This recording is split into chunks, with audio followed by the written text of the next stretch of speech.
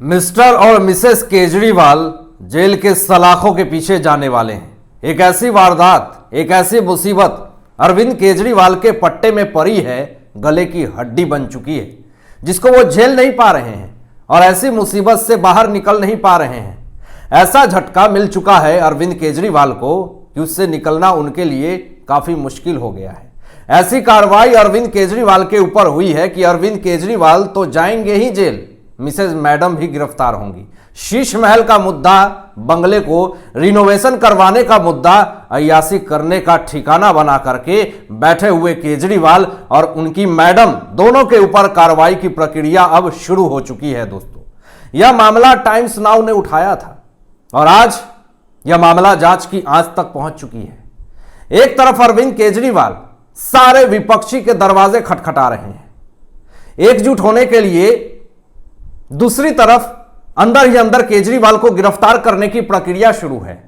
शराब घोटाले का मामला अभी शांत हुआ नहीं कि शीश महल का घोटाला सामने आ गया और कहा जा रहा है, सूत्रों से जो खबरें आ रही है कि अरविंद केजरीवाल ने शीश महल में बड़े घोटाले किए हैं। दोस्तों, अब इसमें सीबीआई की भी एंट्री हो सकती है और जब सीबीआई की एंट्री होगी तो इसमें बड़े बड़े खुलासे होंगे और केजरीवाल को सीबीआई के सामने बैठना होगा और सीबीआई के तीखे सवालों का जवाब भी देना होगा। केजरीवाल के सरकारी आवास की मरम्मत और रिनोवेशन पर 45 करोड़ रुपए खर्च करने का मामला अभी शांत होता नजर नहीं आ रहा है। इस मामले को लेकर के सीएम केजरीवाल एक बार फिर सवालों में घिरते हुए जा रहे हैं।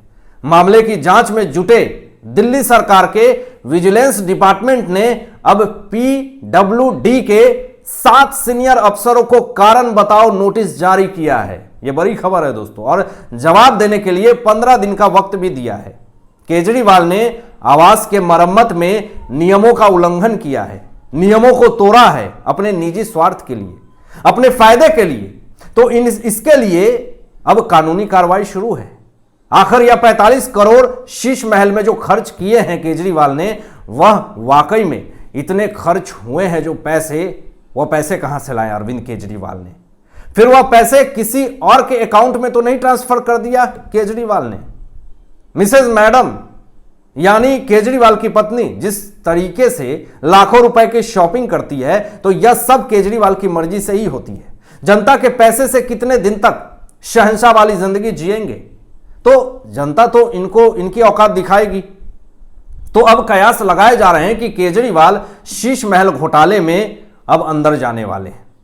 शीश महल घोटाले में केजरीवाल से पूछताछ होगी, साथ साथ मिसेज मैडम से भी पूछताछ होगी और अगर इसमें आरोपी साबित होती हैं तो दोनों की गिरफ्तारी भी होगी। दिल्ली भाजपा के अध्यक्ष वीरेंद्र सचदेवा जी ने कहा कि सीएम के बंगले के सौंदर्यीकरण की जांच कर रहे विजिलेंस डिपार्टमेंट द्वारा पीडब्ल्यूडी अधिकारियों को कारण बताओ नोटिस जारी करने का स्वागत करते हैं। यह नोटिस इस पूरे मामले की सच्चाई को उजागर करने में सहायक होंगे। अब पता चलेगा कि आखिर किसके आदेश पर बिना टेंडर एवं बजट के पीडब्ल्यूडी विभाग ने इतना बड़ा भ्रष्टाचार पूर्ण निर्माण करवा डाला। वह दिन दूर नहीं जब मुख्यमंत्री अरविंद केजरीवाल खुद बंगला घोटाले में जांच का सामना करेंगे। वो दिन दूर नहीं है दोस्तों। पीडब्ल्यूडी ने बिना किसी मंजूरी के केजरीवाल के आधिकारिक आवास की मरम्मत का खर्च 7.62 करोड़ रुपए से बढ़ा करके 33.20 करोड़ रुपए कर दिया। नोटिस में कहा गया है कि पीडब्ल्यूडी के अधिकारियों ने विभाग की फाइलों में यह दर्ज किया है कि मुख्यमंत्री की आवश्यकता के अनुसार इंटीरियर में जबरदस्ती बदलाव करवाया गया है। दोस्तों, इंटीरियर में जबरदस्ती बदलाव किया है केजरीवाल ने। पीडब्ल्यूडी ने बिना सर्वे रिपोर्ट के पुराने ढांचे को गिरा दिया और नए भवन की योजना स्वीकृत किए बिना नए भवन का निर्माण कर दिया। जांच तेजी से पकड़ रही है।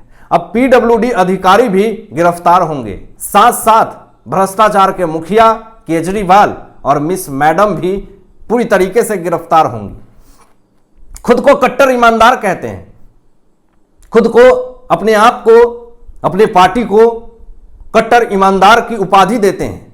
लेकिन आज देख लीजिए कि केजरीवाल ऐसा फंसे हैं, ऐसा आरोप लगा हुआ है इनके ऊपर कि ये कट्टर ईमानदारी की फिलॉसफी अब भूल चुके हैं। अब आप देख रहे होंगे आए दिन जब ये किसी प्रेस कॉन्फ्रेंस में बैठते हैं या फिर किसी सम्मेलन में जाते हैं या रैली में जाते हैं, तो एक बात आपने नोटिस किया होगा कि अरविंद केजरीवाल आजकल अपने पार्टी को कट्टर ईमानदार नहीं कह रहे हैं। आजकल अपने पार्टी को अरविंद केजरीवाल ये नहीं कह रहे हैं कि मैं कट्टर ईमानदार हूं, भगत सिंह हूं, क्योंकि इनको भी अब ये पता चल गया है कि मैं अब भ्रष्टाचारी हो चुका हूं। किस मुंह से अब मीडिया में या फिर किसी सम्मेलन में ये बात कहूं कि मैं कट्टर ईमानदार हूं, क्योंकि जिस तरीके से इनकी कट्टरपंथी खत्म होती हुई जा रही है, जिस तरीके से इनके ऊपर आरोप लग रहे हैं, जिस तरीके से इनके जांच के खुलासे पिटारे खुल रहे हैं और जांच से जो सबूत आ रहे हैं, उसके आधार पे यह कहना कि मैं कट्टर ईमानदार व्यक्ति हूं, यह कहना कि मेरी पार्टी कट्टर ईमानदार है, यह तो मूर्खतापूर्ण बात हो गई। कट्टर ईमानदार की बात करने वाले आकंठ भ्रष्टाचार में डूबे हुए हैं, अपनी भ्रष्टाचार की सारी सीमा लांघ चुके हैं केजरीवाल। और जरा दोस्तों देखिए कि यह शीश महल का घोटाला अब तुल पकड़ रहा है। कांग्रेस के पूर्व दिल्ली प्रदेश अध्यक्ष अजय माकन जी ने भी साफ तौर पे यह खुलासा किया, बड़ी बात कही कि एनजीटी नियम की अवहेलना की केजरीवाल ने, पर्यावरण के साथ खिलवाड़ किया और यह कहते हैं कि दिल्ली में पर्यावरण की सुरक्षा कर रहे हैं, हम जो है वो पर्यावरण को बढ़ावा दे रहे हैं, ग्रीन सिटी बनाएंगे दिल्ली को, लेकिन खुद अपनी अड्डा बना लिया, अय्यासी का रहने का अड्डा बना लिया और कहते हैं कि हम ग्रीन सिटी बना रहे हैं। यह किस आधार पे बात कह रहे हैं आप कि ग्रीन सिटी बना रहे हैं? अगर इतना ही दिल्ली को ग्रीन सिटी बनाने का मन था आपको, तो फिर आपने क्यों राजमहल बनवा लिए और बिना आदेश के, एनजीटी के आदेश के आपने पर्यावरण को तहस नहस कर दिया? इसका जवाब दीजिए अरविंद केजरीवाल जी। क्या आपके पास इसका जवाब है? बिल्कुल नहीं है। आप अपनी बातों में, आप अपनी करनी में पूरी तरीके से फंस चुके हैं। और एक बड़ा खुलासा दोस्तों हुआ है, वीरेंद्र सचदेवा जी ने यह खुलासा किया है और यह बात आप लोगों को भी पता नहीं होगा, यह बात बहुत बड़ी है। अरविंद केजरीवाल कैसे धूर्त व्यक्ति हैं और कैसे लोगों को मूर्ख बनाते हैं। वीरेंद्र सचदेवा जी ने साफ तौर पे यह कहा कि केजरीवाल का जो बंगला है उनकी योग्यता से बड़ा है, यानी केजरीवाल उस बंगले के लायक नहीं है। केजरीवाल टाइप 7 के बंगले की श्रेणी में आते हैं, लेकिन ये उससे भी अपर लेवल के बंगले में रह रहे हैं। तो वीरेंद्र सचदेवा जी ने साफ तौर पे यह खुलासा किया और यह बात कही कि योग्यता है नहीं अरविंद केजरीवाल की, उनकी औकात नहीं है कि वैसे बंगले में वो रहें, लेकिन फिर भी वो रह रहे हैं। तो फिर क्यों रह रहे हैं? इनसे बड़ा लोभी और इनसे बड़ा अत्याचारी तो कोई है ही नहीं।